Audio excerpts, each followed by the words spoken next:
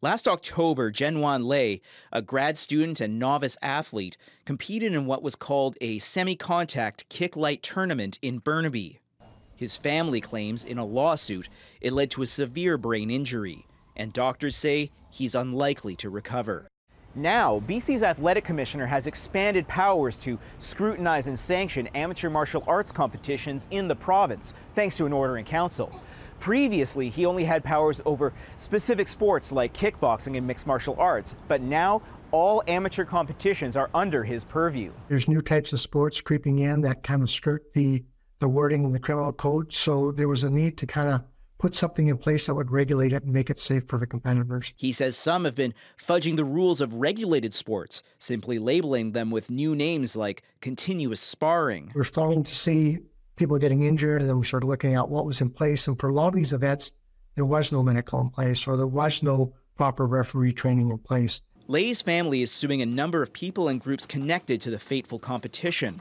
They allege organizers of the kicklight tournament were in fact running a kickboxing tournament, which would have required the commissioner sanctioning. Calling an apple an orange doesn't mean that it's an orange, it's still an apple. But if there was any ambiguity in some of these amateur combat sports, what I would say is there is no room for ambiguity with the wording of this new order in council. That allegation has not been proven, and organizers deny it. But the family lawyer believes the case has already led to reform. It would be nothing but a major coincidence if this tragedy wasn't what spurred on this change.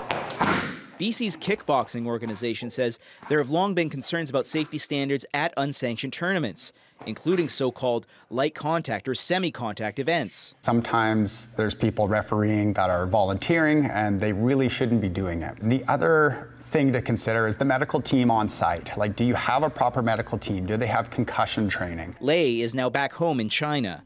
He's been getting experimental therapies thanks to online fundraising, and can now open his eyes and open his mouth in response to questions. While it's a long way from complete recovery, it's that small step that gives some real encouragement. There's optimism in BC's martial arts world that these tighter rules will help amateur athletes when they step into the ring. Liam Britten, CBC News, Vancouver.